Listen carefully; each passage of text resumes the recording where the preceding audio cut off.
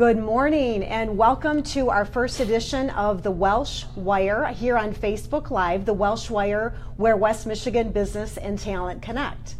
This morning we're talking with two individuals from the city of Kalamazoo, City Manager Jim Ritsema and Mayor of the city of Kalamazoo, Bobby Hopewell. Welcome. Good morning. Good morning. Thank you. Glad to have you both with us. Tell us a little bit about your roles with the city and the things that you cover in your work here.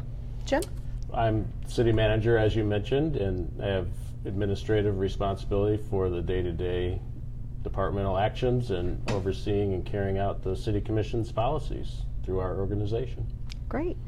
And Mayor Hopewell? Well, and of course, as mayor, I'm responsible to work with this guy to make sure our city's moving forward in the ways that we want and we envision in our city. So certainly as a policymaker primarily, and then we work so collaborative on community issues and challenges, connecting operations to those opportunities. Right, and the two of you do a great job of that. I must say you work together well, and with the commission, it's a He's great. Pretty good. He is pretty So good. is he. That's right. That's right, and the commission too. You've got a great group to work with. But it's not been without challenges, right, Jim? I mean, today we're going to talk a little bit about a big accomplishment that you've had recently, but tell our listeners a little bit more behind the scenes. And I think in order to really understand the founding of the Foundation for Excellence, the focus of our conversation, we're going to want to know where we were, what the setting was in which that was born. So you came to the city how many years ago now? 4 years ago. Okay. And 2014 budget was just being presented to the city commission. It included, $2 million in cuts. Not unusual from previous budgets, and in fact, probably a decade or more of reductions in budgets each year because of the failing Michigan municipal financial model. So yeah, there were a lot of struggles for a lot of cities, and Kalamazoo wasn't unique. Right. And so what I came into was, and the approach I took was looking at the complete picture and what I call getting our house in order first before we talked about any type of new revenue or sustainable revenue.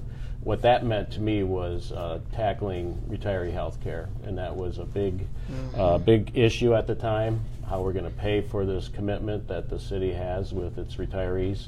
So put together a legacy task force, and that was successful. We issued bonds, and we're also paying a contribution every year into the OPEB fund, other post-employment benefit fund, and we've stabilized that. We've fixed it each year in the budget, so it's not growing at the rate of healthcare inflation. So a terrific accomplishment. We addressed that. Yeah, and that but was still, there was piece. a big bucket So left to fill. Yeah, so we didn't have the resources, even with that, to continue providing the service that the residents expect. So what we did is we looked at what would be a sustainable revenue model. And with that, working with the commission, we convened a blue ribbon revenue panel, and that was in 2015. That work, in fact, you were chair of it. So yes, that was quite a work. It was. Myself and many other citizens, business leaders. 15 members, from throughout the community at large. Yeah, and great work by that group, really outlining the issues and recommending some solutions. Unfortunately, none of the solutions that they recommended would fix the problem or provide a sustainable revenue. And the big one is income tax. Right, I remember how we grappled with that, and that was a tough, bitter pill to have to consider. You had so much fun, didn't you? Yeah, that was a lot of fun. There was a lot of discussion, sometimes heated. Oh yeah. But it's good. Yeah, it was. It got the issue on the table. Absolutely. Yeah. And it not only at the table of the revenue panel, but also in the community. You bet. So it made folks aware of the true dire situation that the city's finances were in, that all options were considered, and that a silver bullet wasn't readily available outside of the income tax option. And that wasn't an easy climb. No. If we were going to go the income tax route, it would require a public vote, And the commission at the time was supportive of it as the only option, as we saw it at the time. And 22 communities have it. I think Benton Harbor just approved one this year. It was 23rd. So, and none have been, before Benton Harbor, none have been approved since like the mid-60s. So it was going to be a tough climb, and we knew there was opposition with the business community. And even in Benton Harbor, the vote was very narrow. It was a really close vote. So this is not a simple issue. Oh, no, it wasn't. And we discovered that in the work with the Blue Ribbon Revenue Panel. The recommendations I remember we brought forward, we did so with heavy hearts. No one was very excited, but the idea of failing and filing bankruptcy was not an option either, too. Exactly. Right. Exactly. So there's the situation that we're in. Just want to remind our listeners right now, we're talking with City Manager Jim Ritsema and Mayor Bobby Hopewell about the founding of the Foundation for Excellence. If you like what you're hearing today, make sure that you like us on Facebook and share the story with your friends as well. So here we are. We have a tough situation. We're making some recommendations and suggestions with a big bucket to fill. We don't quite fill the bucket with our solutions. So take it from there. What happens now? Because this is where the magic starts to happen, right? You were discouraged, but you weren't defeated. So the key hinges on the business community opposition to an income tax. The commission at the time, like I said, was supportive of moving forward, at least publicly, to a public vote of an income tax. And knowing that the business community would oppose it strongly, really led us to think about it differently, or question it if that was the right approach with an income tax, because it would be very divisive in this community. And would it be a successful approach too? So that you've got the division that would occur. You have the opportunity for success. We're strategists. You need to be thinking beyond the moment, and certainly might have won the day. But also, was that the best thing for our citizens and everyone, not just the business community? Right. Yeah. Right. Yeah. So one of the key features of an income tax, had it been voted in, was a reduction in the millage. It would have to go reduced to at least 14 mills, where it was at the time 19.275, and that was required by the city's charter, right? Yeah. Yep.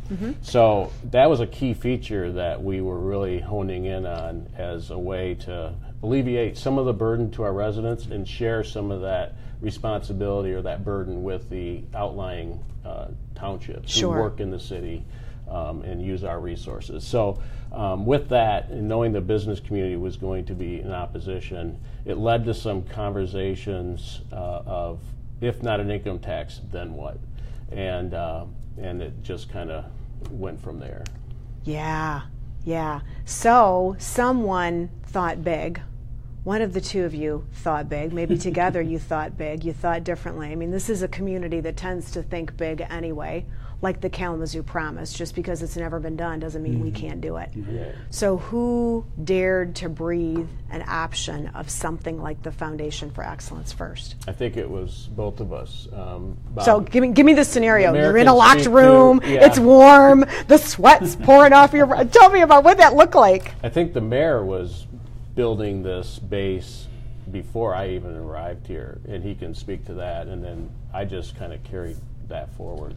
Well, it is interesting, and we always sweat when it comes to trying to make this wonderful place even better than it is. You bet. Jim had called me into his office, and we were sitting down, and he says, I have this idea, and we were talking about the revenue panel and the income tax and where do we go, and I was all in. I said, let's go for it. Let's do the income tax. Let's go. Let's get it on the ballot. We got to figure out how we're driving home. Success will be success. Failure will be failure. Let's move. He said, well, I have this idea, and he sort of showed me this flow chart of ideas of how individuals and how our community can come together and invest in our city. And this is an investment. And I thought, Jim, that looks similar to a document that I designed about, I think, my second year into my mayorship that I call Transforming Kalamazoo. And you look at these two documents, and they are very, very similar on the things that will make our city grow and develop. Wow. And So we started talking, and he said, well, where do we go from here? And I said, well, if we're talking about a philanthropic model, then let's talk to some philanthropists. And I happen to know a couple. And that's how we ended up speaking with William Johnston and William Parfett about this idea. And it was an interesting meeting. We're both wondering, well, we're going to go in and put it on the table. So let me back you up. Let me ask you this. So you've got this idea. You probably knew how Bill and Bill felt about the income tax. Sure. Yeah. They were Absolutely. part of the business community that was not really in favor of that, which is, that's understandable. Very few people were, right? So you knew when you made that call to sit down with them, this might catch their attention, but you were going to talk about an idea that was big. Well, and that's interesting. Bill Johnston's been my friend for a lot of years, and we've had lots of conversations about this community and how we move it forward. He's invested in our youth programs constantly, our summer employment program, our All Things Possible program for middle schoolers that we have during the summer. So, and then you look at all the other investments that philanthropy has made. He and Rhonda Stryker have made in this community, Mr. Parfett, what they've done. In our conversations over the years, we've always talked about thinking big enough, that sometimes in Kalamazoo we don't go and think that we can get to that big audacious goal and think, let's dive in and let's try something different. And I've always kept that, because he's not the only one that has said that to me. Sometimes we've heard that on the city commission, that we're not thinking big enough. So we said, well, let's go big. And we brought this idea of taking a number of years to try to get us to a point where we can raise $500 million to endow and the work that we want to move forward with. Those dollars and the $70 million to support that journey over 3 years are designed to deal with our budget challenge, our budget deficit. It's not designed to lower the property tax, and I will tell you, that was primarily my idea I threw on the table. So everyone wants to say, these philanthropists, I wanted everybody to feel something right away, that you get some benefit out of this. And then dollars to move our Imagine Kalamazoo work, our work regarding our strategic vision that has been going on for 18 months. Fabulous. And that's a key point, Imagine Kalamazoo, because that was just beginning in the October of 2015. So that had already started when this was born, so it was a way to bring it all together. Laura Lamb, who was the Community Planning and Development Director at the time, and Rebecca Kick, who was the city planner, dreamt this up on their own and came to me, and I'm like, oh my gosh, this is like it. And so you had some initial framework from which to inform this next stage of the process. So you come together, the two of you come up with this idea that little did you know you'd both been working on independently in your minds, or in a little sidebar here. You bring it together, you dare to make the call to meet with Bill Parfett and Bill Johnston. Were they surprised to be talking? Did you tell them what you were going to sit down and talk about? Did you lay it all out in the call, or was it a... I had an initial meeting with them just to lay out the city finances, because I think there was a lot of misinformation about the city. Did it have a lot of cash? Didn't it? Kind of lay out that we don't have a lot of cash. We are structurally broke, if you will.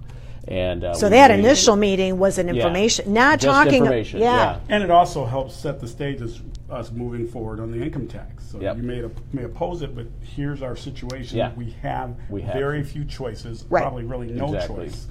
No joke. We're out of options. Here it is. Here's the reality.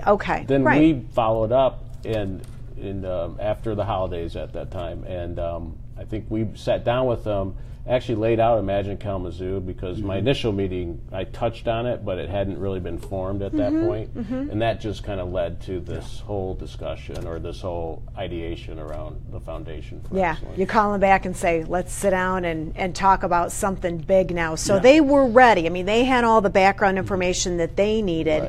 Now it was, let's entertain this really creative idea. Well, and what really drove the interest the most was that our community had come together through Imagine Kalamazoo and was coming together to design our path forward. And the statements were, we have to support the community's work. we have to support the strategic vision that everyone in this community has had opportunity to comment on, whether it's by electronically or attending meetings or what have you.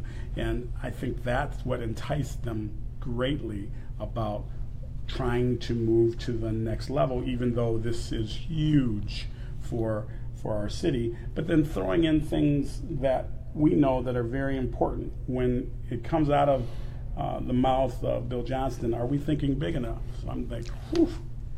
Wow, there's a challenge. I thought we were. Yeah, right. And, right. When you hear and him go to two places that are on my heart.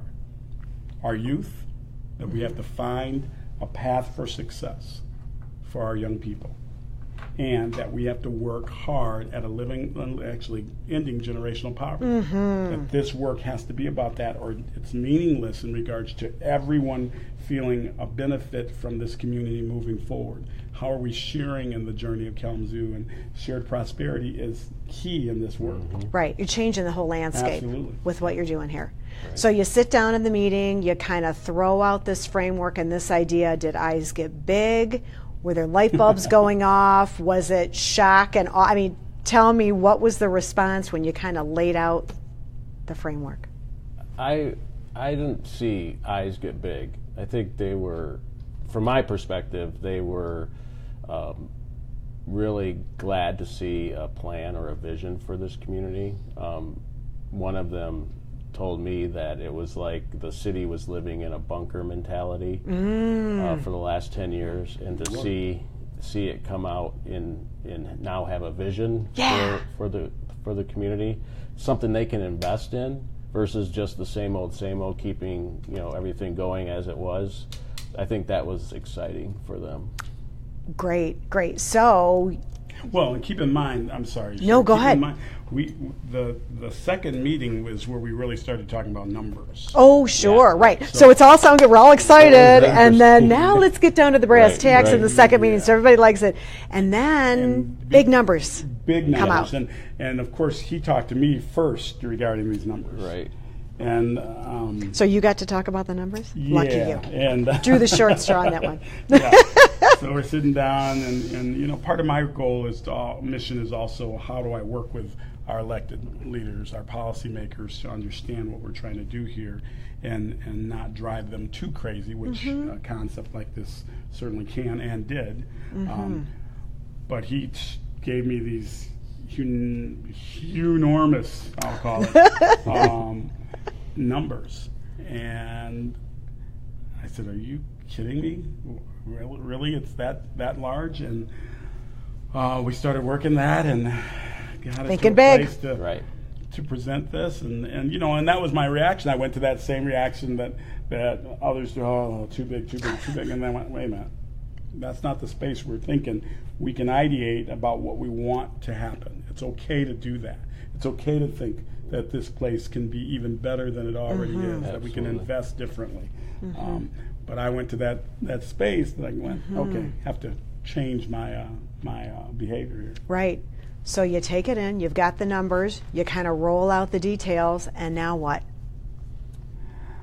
What was the reaction? Was there any gasping? Was there any wow from Bill? And Bill, what did they think? I think once we met several times since that initial meeting, and I think by June of 16, we kind of had the fundamentals put together. Yeah, you were ready for prime time almost at that point. We brought that to the commission. We had a presentation at Metro in August, I believe, and then that authorized us to negotiate or to put together a memorandum of understanding that encapsulated all these ideas and numbers and all that, and that was approved in October of 16.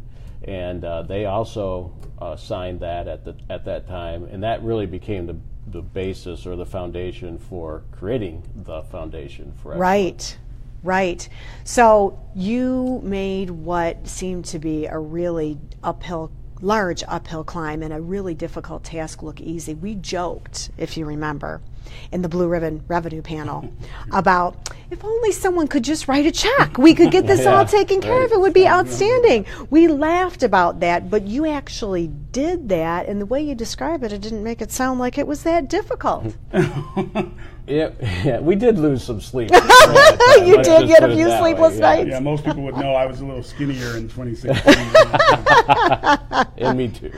Oh, I love it. I love it. So you brought it to a wonderful conclusion. And it was a difficult time getting citizens and the commission to fully understand the hearts and the minds of all the actors in this process and what the real reason was and what the benefit was for that. You walked through that with patience, delicately, spent a lot of time talking and listening. Yeah, we listened to a lot of people. There were tweaks that were made. The commission had inputs of supporting, not supporting. My job is how do I bring folks along to get at a resolution. You know, at the end of the day, we had a 6-1 vote on this of the 7 commissioners, so we had a strong support for moving the work forward. What I needed to do was just help everyone understand that for the years I've been on this city commission, it has not been about me and not been about doing everything that I want to have done. We had a clear path in regards to Imagine Kalamazoo and what the community wants the city residents want this city to be. Those that live here and those that work here and those that play here. Everyone was able to provide input. And having been around a long time, we've never had such a strong statement about who we are and who we want to be. And this work, at the end of the day, is the responsibility of the commission, city commission, to move it forward. What a great opportunity to be able to do the work and then see a means for moving what we want for Kalamazoo forward. I've been involved with planning processes in the past, master plans for zoning and visioning processes, but we never had the resources to move our plan forward. This gave us an opportunity that is unlike any. And now here it is. And just to add to that, a couple of things. I mentioned Imagine Kalamazoo going on at the same time. Early on in the community meetings, and in fact, at one of the work sessions, someone said, well, how can we dream when there's no money? And what's the purpose? Yeah, no hope. Knowing that this was being formulated, and then once it was announced, it kind of reinvigorated Imagine Kalamazoo. Like, now we've got this incredible opportunity. How do we, direct the investments to achieve our vision? And that was exciting. And also, Imagine Kalamazoo was put together and based on the model of community and coming together. And the mayor said it best is, how do we dream big for our community to achieve this incredible vision and the community of excellence? So it was an incredible time, a lot of things melding together and coming together at the same time. It just was really interesting. An incredible journey and an incredible work.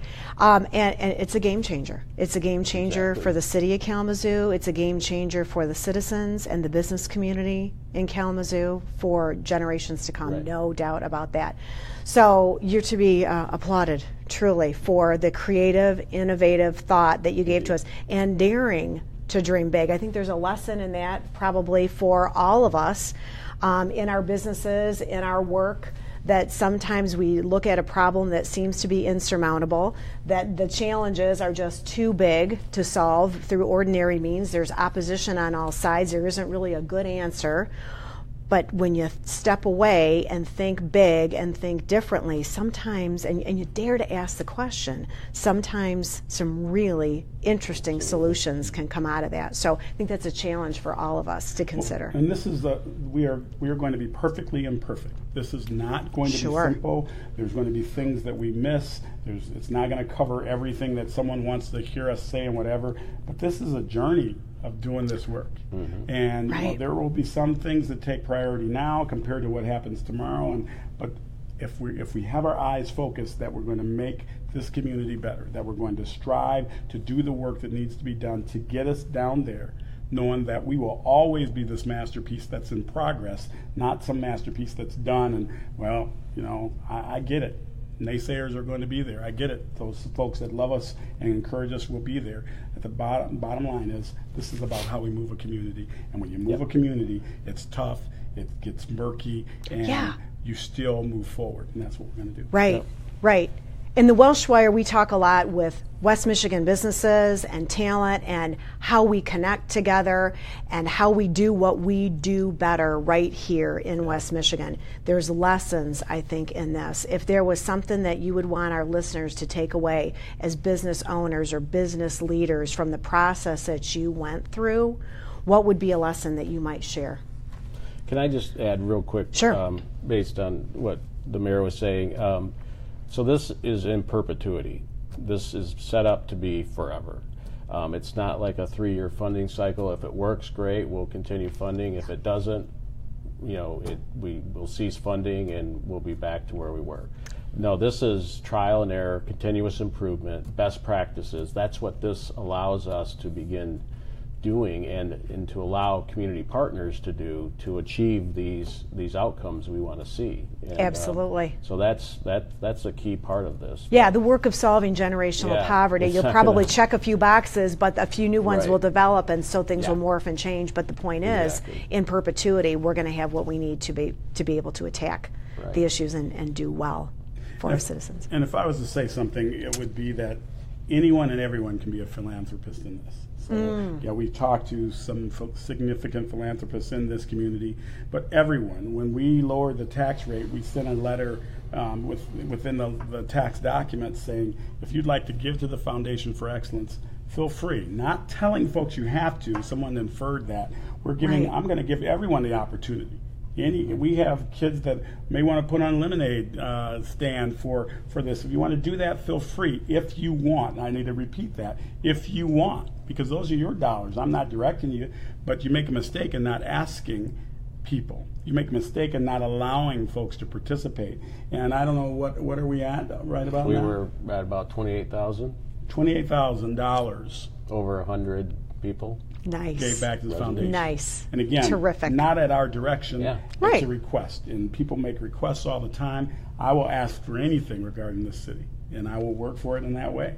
So that's what I want everyone to know is you can be a philanthropist right now if you want. Everyone can participate. Excellent. So maybe part of the lesson in that for business leaders, too, is to ask your team. Ask others around you. You don't have to solve the problem on your own, and greater solutions come about when you bring more people around to solve the issue. How about you, Jim? Is there a big lesson that you would want Trust to and share? Relationships. This model is built on trust. Early on, we came to that conclusion with Bill Johnston and Bill Parfit, and that really helped because when things didn't seem to, we weren't on the same wavelength, we knew we were all coming we had the same purpose in mind or the same desire.